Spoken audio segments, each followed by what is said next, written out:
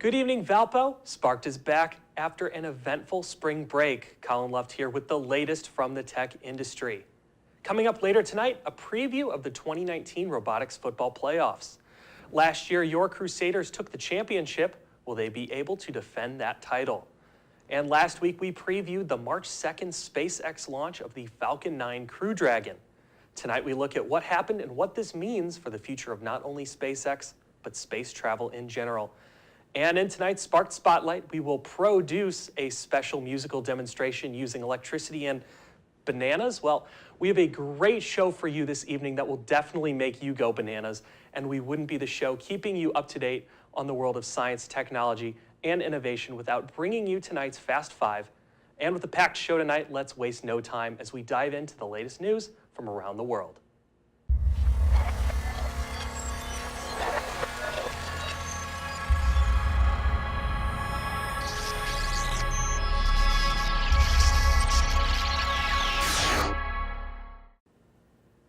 First up on tonight's Fast Five, do you want to get around the Las Vegas Strip or go to the airport without dealing with traffic? Well, the groundwork for something like that might be coming soon thanks to our pal Elon. The Las Vegas Convention and Visitors Authority is recommending Elon Musk's Boring Company to build an underground transportation system. It would include a pair of tunnels where electric cars or special pods could whisk people around the city's sprawling convention facility. The project would cost $35 to $55 million and is scheduled for completion by 2021. The Boring Company has constructed a test tunnel at its SpaceX rocket factory in California that they are hoping to use as proof of concept to help convince future cities. It also has proposals out to build transit tunnels between Washington and Baltimore, but does not yet have the necessary permits. City officials hope if it goes through, the project could lead to more tunnels for an underground transit system. And locally, the Boring Company has been working with Chicago officials to build a $1 billion loop to cut travel time down from O'Hare to downtown Chicago to just 12 minutes. The Boring Company won the bid back in July, but have yet to finalize a contract. And yet another big announcement from Apple this week. I feel like every week we have another announcement from them. The tech giant announced Tuesday that it is refreshing its iMac line after more than a year. Apple is introducing a new 21.5-inch iMac with a Retina 4K display, and that is due out next week. The company is also updating its 27-inch iMac with a Retina 5K display. The design looks the same, but the new iMacs are supposedly faster and smarter than their predecessors. Starting price for the 21.5-inch iMac hits at just under $1,300, while the 27-inch iMac will cost around $1,800. Tuesday's announcement comes on the heels of Apple quietly announcing Monday new versions of the iPad Air and iPad Mini for the first time in years. Over the last few years, wearable tech has emerged onto the market and it is here to stay. But a startup from New York is hoping to change the industry as we know it. Based in Rochester, Token is changing the way people interact with their devices. As information security becomes more important every day, Token's rings provide a digital confirmation of the user's identity, unifying their keys, cards, badges, and passwords. And although this tech is still in its beginning stages, it received a $1.7 million investment from New York Ventures and is also partnering with the Rochester Institute of Technology. They have rolled out some initial beta tests, and we will hopefully see this type of technology transform how we interact with our devices every single day. And number two, you'll soon be able to make a direct purchase of items you see on Instagram. The photo sharing platform says it will add an option to buy what you see directly through the app. The feature called Checkout will initially be available only in the US and includes 20 brands. But the company says that list will be expanding. Instagram already has purchase options, but until now, the app would take users to the brand's website instead of buying directly via Instagram. One e-commerce expert says many potential buyers don't follow through if they have to complete that two-step process. And he says that the checkout button that allows users to act on that buy me impulse right away is good news for retailers, but bad news for your wallet. And finally, Tesla's long-awaited $35,000 Model 3 is finally here. The electric car maker announced the debut of the pared-down version of the Model 3 sedan. It comes more than a year after Tesla began delivering its higher price point model. CEO Elon Musk says Tesla will have to shutter stores and lay off workers to make producing the cheaper car financially sustainable. The company says it's changing to online sales only in order to achieve the $35,000 price tag. Tesla is also introducing a version called the Model 3 Standard Range Plus for $37,000. It promises an extra 20 miles of range and additional 10 miles per hour to the top speed. And that's it for this week's Fast 5. After the break, we'll see what happened with that SpaceX Crew Dragon mission. And after that, it's going to be time to go bananas. Stick with us, Sparked here on VUTV. Last week, we spoke to our own Sparked Space correspondent, Craig Benke, about the inaugural SpaceX Crew Dragon demo launch on March 2nd. And I'm pleased to report that after 15 delays over the past few years, the Falcon 9 rocket that has been upright on the launch platform for months in Cape Canaveral, Florida, successfully moved forward with the launch sequence in the early hours that Saturday morning. Let's take a look. 5, 4, 3, 2, 1, 0. Ignition, liftoff.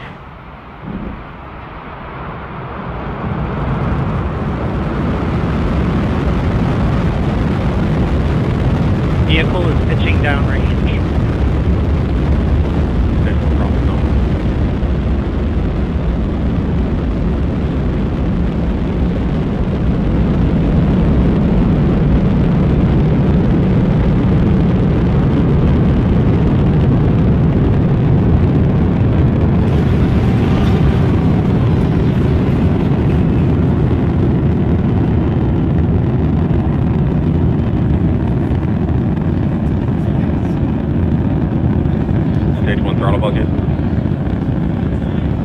Power and telemetry nominal.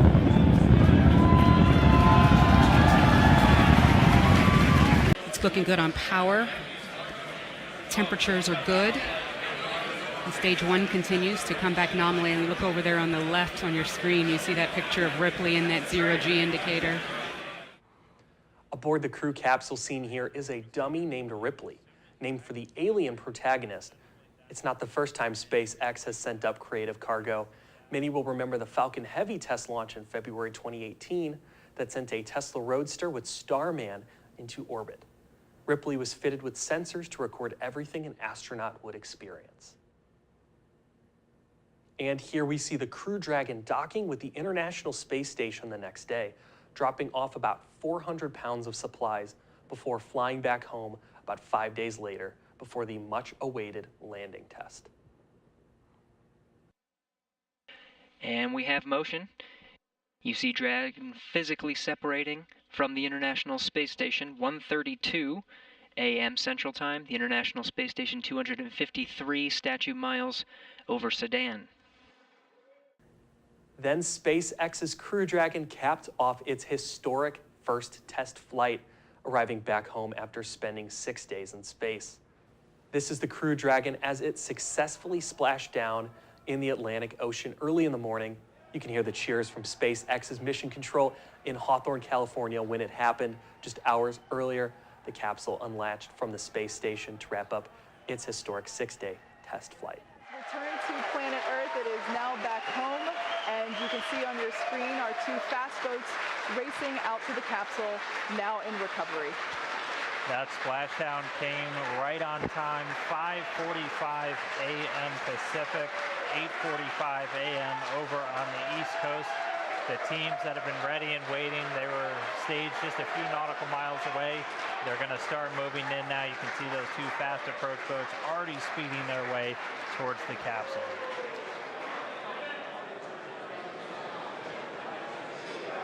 It's safe to say we are officially in a new era of space exploration. How does this change the future of American space travel? Well, it's hoped that the test mission will mean that the U.S. is one step closer to flying humans again to the space station following the retirement of the shuttle program. The rocket could end United States' decade-long reliance on Russia for human spaceflight. No astronaut has been launched from America's soil since the final space shuttle launch when Atlantis took flight on July 8, 2011. the Crew Dragon brings us increasingly closer to this becoming a reality once again. And coming up next later, just wait until you see what kind of music we are able to produce during tonight's Sparked Spotlight segment. And after the break, a fruitful segment on the way. Mini Madness joins us with music that will be very appealing. And a sport that is captivating audiences across the country. We take a look at the bracket for the upcoming robotics football playoffs and some important rule changes this year. Sparked returns after the break. Welcome back to Sparked. We have a special guest, Callie Lyon, project lead of Mini Madness, joins us on tonight's Sparked Spotlight. So, Callie, how did this all get started? So MIDI stands for Musical Instrument Digital Interface. Our projects basically focus on making music out of electronics. So that is one of the ideas that we had for our projects. We do all sorts of mini projects, so the banana keyboard is one, and then we also do different experiments with different synthesizers. So like a slide synthesizer, when you slide your fingers up and down the potentiometer, the pitch changes. So we just do different instruments like that. And how does this whole banana keyboard work? So basically, when you touch one of the bananas, it activates a capacitive touch sensor, and that will send a signal to this Arduino chip right here. That then goes to our soundboard, which we have programmed individual notes onto each pin. So really, we could program anything we wanted to on here. We could program Ariana Grande's 7 Rings on one of the pins, and it would start playing that. So instead, we have specific frequencies programmed on each pin, so it sounds like one note is being played. Then we go over here to our amplifier, and that is connected to our speaker, which is how you get to hear the music. So if I touch this one, oh, well, there we go. And then if I touch, we got different notes. So do you know which note is which one? I believe this is E, D, and C. And then if I smash it right there, that's a B flat, right? Yeah. And then I gotta ask, so we're using Chiquita bananas. Is that different than Dole bananas, or do they work the same? They work just the same. Awesome. And could we try this with other fruits or vegetables, or is bananas the only thing? Yes, you could really do it with anything. It doesn't even have to be a fruit. I could take off the bananas, and you could just touch the end of the wires, and it would also play the notes. So we could, theoretically, we could use like an apple for the A, banana for B, carrot for C, and all the way down. Definitely. All right, so we'll have to do that again next year. But before we leave, let's maybe hear a sample song, if you don't mind.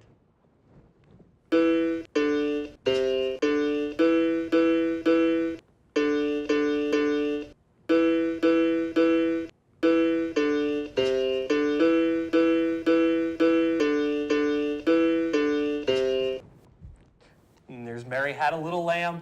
Thanks, Callie, for joining us. We will definitely need to have you back on soon. Thanks a bunch. And coming up, the much-awaited bracket reveal for this year's Robotics Football Playoffs. And here are my final thoughts as we close out tonight's show. We will be right back. With millions of Americans scrambling this past week to fill out their brackets, we are here to contribute to the bracket chaos. In just a few hours, my SLU Billikens tip off against Virginia Tech. Except today, I'm not here to talk about basketball, but the upcoming Collegiate Robotics Football Conference playoffs. In just a few short weeks, teams will compete once again for the Brian Heaterman Memorial Trophy and the National Robotics Football Championship. We see last year, your VALPO Crusaders topped Purdue Kokomo 54-33, behind 7 touchdowns from their running back, number K9 Airbud, and the Fighting Irish easily cruised past the Polar Bears from Ohio Northern for a rematch of the previous championship, where a last-second goal line stand secured the victory for your Crusaders. Now, with 6 teams in the conference, only 4 will compete April 13th in the playoffs. And those 6 teams are Mount Union University, the United States Naval Academy, the University of Notre Dame, Purdue Polytechnic University Kokomo, Ohio Northern University, and your Valparaiso Crusaders. And grabbing the top seed this year is your defending national champion Crusaders. With Valparaiso already beating Notre Dame last fall in a matchup against Purdue next week, the Crusaders hope to be in top form when the playoffs roll around this April. And they will face off against Ohio Northern University, who has struggled in recent years but has won 2 titles since 2011.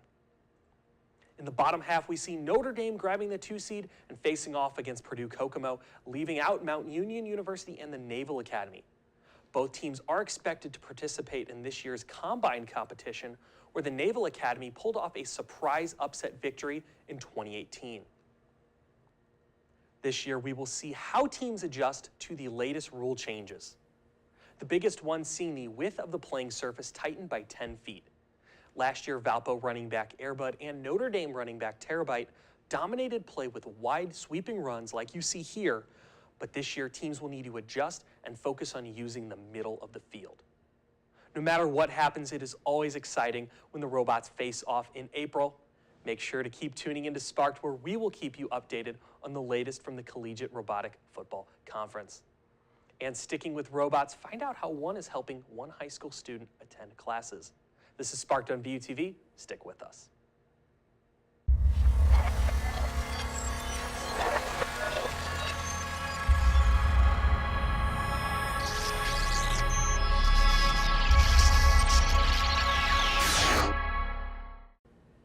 Welcome back.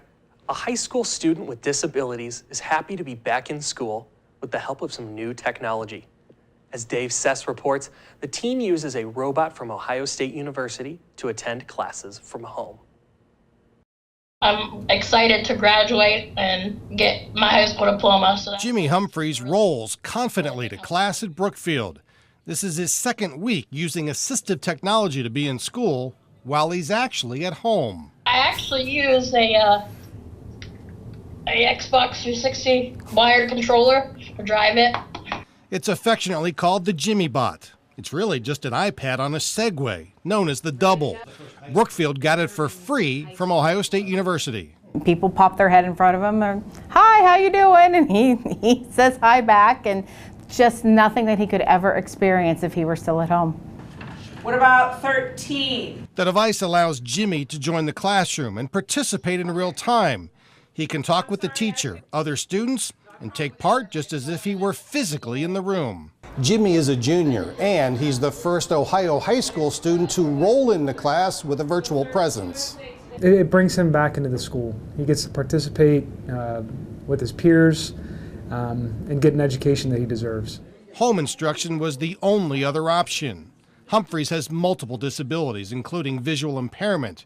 He was struggling with school. How's your school year? How about you? This is the first time he's back in a couple of months, and the telecommuting robotic device has gotten him re-engaged. Because when I stopped going to school, I noticed a real downhill slope from not interacting with people. So now that I'm back interacting with people, it really has changed my whole attitude.